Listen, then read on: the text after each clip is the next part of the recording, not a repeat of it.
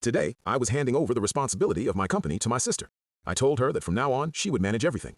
While we were in the office, the cleaning lady was sweeping and mopping the floor. She looked at me and said, "Sir, it's good that you came early today. I need to go home urgently. I need some money and a few days off."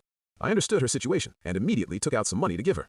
As I was about to hand it to her, my sister suddenly stepped in, snatched the money from my hand, and asked, "Why are you giving her this much?" I replied calmly, "She needs it." But instead of handing the money respectfully, my sister threw it on the floor and said to the cleaning lady, "If you want it, pick it up." I was shocked. I looked at my sister and asked, "What have you done?" She replied coldly, "People should be treated according to their status." I didn't argue with her. I just stayed quiet and walked away, but I remembered everything. When we stepped outside, the security guard approached us. He said, "Sir, I need to go home urgently today. I won't be able to accompany you. I also need some money for an emergency." Again, I took out some money to help him, but once again, my sister grabbed the money from my hand and threw it on the ground in front of him. "Pick it up," she said. The guard felt insulted, but quietly picked up the money. I remained silent, observing my sister's behavior.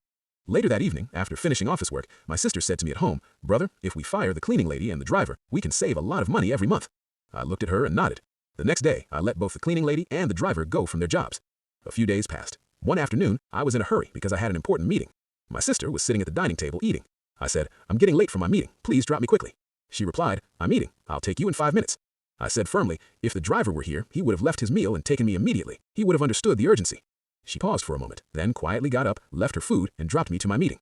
Almost a month passed. One day, my sister came to me smiling and said, "Do you know what day it is today?" I said, "No, what is it?" She replied, "It's been exactly a month since I started managing the company. Now it's time for my salary." I nodded and said, "Of course, you deserve your salary."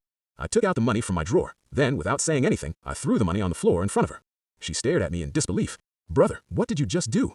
I calmly replied, "This is exactly what you did to the cleaning lady and the driver. They worked hard for a month, and you threw their money on the ground and told them to pick it up.